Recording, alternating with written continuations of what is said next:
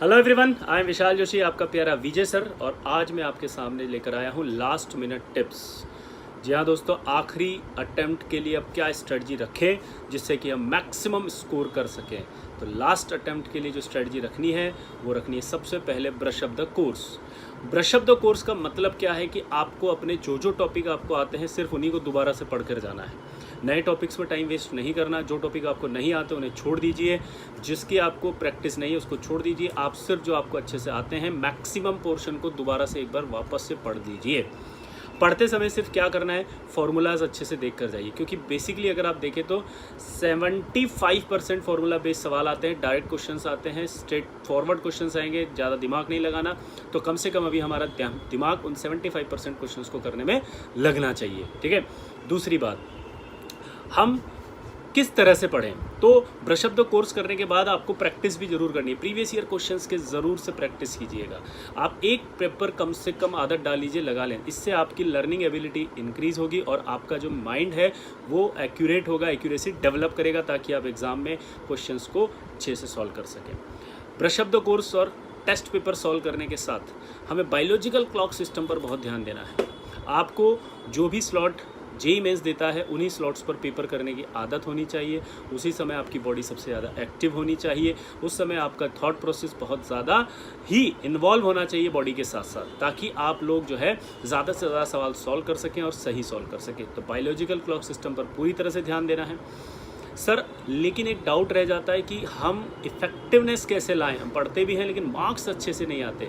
तो भाई time limit में सवालों को करने की आदत डालो। टाइम लिमिट में, क्योंकि हम एक सवाल सॉल्व करते हैं और हमें लगता है कि हमारा ये सवाल तो सॉल्व हो गया, लेकिन हम उस सवाल के पीछे के जो टाइम आपने लगाया वो भूल जाते हैं। तो उस टाइम को देखो, टाइम लिमिट देखो। जितना टाइम आपको पेपर के अंदर मिलने वाला है उतना ही टाइम आपको अपने यहाँ पर प्रैक्टिस के दौरान रखना है। चाहे आप प्रैक्टिस कर रहे हैं पेपर्स की, चाहे होमवर्क की, चाहे आप जो पुराने क्वेश्चंस आपने किए हुए हैं उनकी, तो आपको प्रैक्टिस टाइम लिमिट में ही करनी है। ये हैबिट आपको बनानी है।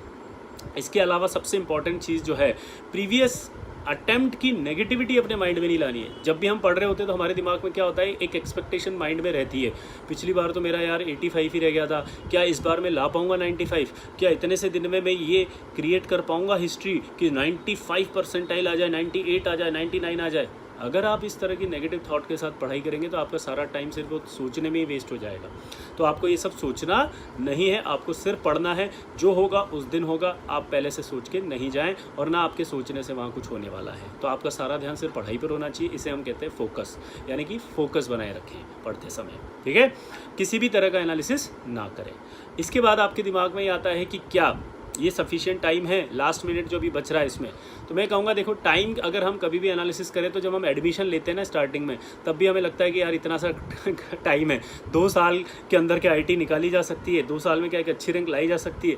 तब भी हमारे दिमाग में ये सवाल होता है। और आज जब एग्ज़ाम के इतने से दिन बचें तब भी सवाल ये है। तो इस सवाल का कोई आंसर नहीं होता है, इसलिए इस सवाल को ना सोचें और आप सिर्फ जितना भी टाइम मिले उसको यूटिलाइज़ करें। उस टाइम को मैक्सिमम यूटिलाइज़ करें। आप जितना पढ़ सकते हैं उतना पढ़ें। फिर अगला डाउट, कितने घंटे पढ़ें? तो घंटे जब भी पढ़ें तो पहले आपकी एबिलिटी देख लें। हर बच्चे की अलग अलग होती है, किसी की 5 मिनट, किसी की 7 मिनट, किसी की 10 मिनट एक साथ पढ़ने की, और किसी की 3 घंटे भी होती है। तो भाई 3-3 घंटे के स्लॉट में अगर आप पढ़ते हैं तो बेस्ट है, क्योंकि आपकी 3 घंटे की एक सेटिंग हमेशा होनी चाहिए। 3 घंटे की सेटिंग तो मिनिमम होनी चाहिए। लेकिन इसका मतलब ये नहीं कि किसी की 3 घंटे हो ही नहीं पा रही तो वो अपने आप को नेगेटिव फील कर ले, वो ये सोचे कि मैं तो कर ही नहीं पाऊँगा, मेरा तो कुछ हो ही नहीं सकता, मेरे से 3 घंटे की सेटिंग ही नहीं आ रही। नहीं, जितनी आ सकती है, 1.5 घंटा, 1 घंटा, 2 घंटा आप करो। ये उनके लिए है जो मैक्सिमम सिटिंग दे रहे हैं, तो उनको 3 घंटे देनी चाहिए। ठीक है। लेकिन जितनी आप दे सकते हैं उतनी सिटिंग आप जरूर दें, क्योंकि सिटिंग का भी बहुत बड़ा रोल होगा। सिटिंग के होने से आपकी जो एफिशिएंसी वो बढ़ती है, बॉडी की, माइंड एक्टिव रहता है। तो ये सारी चीज़ें आपको ध्यान में रखनी पड़ेंगी। अभी छोटी छोटी चीज़ें ही ध्यान में रखनी है। कई बच्चे सोच रहे हैं कि सर इतना सारा सिलेबस हम कर रहे हैं, क्या ये पॉसिबल है कि सब याद रहेगा?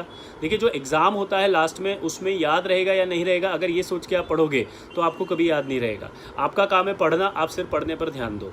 ठीक है। आप ये मत सोचो कि याद रहेगा नहीं रहेगा, क्योंकि जैसे ही आपने ये सोचा नेगेटिविटी आपके माइंड में एंटर करेगी। नेगेटिविटी एंटर करते ही आप जो है सब भूल जाएंगे। ठीक है। तो अगर ये टिप्स आप अपनाते हैं तो मैं गारंटी लेता हूँ कि आप अपने जितने भी मार्क्स सोच रहे होंगे उससे ज़्यादा ही प्राप्त करेंगे। ठीक है। Let's crack it.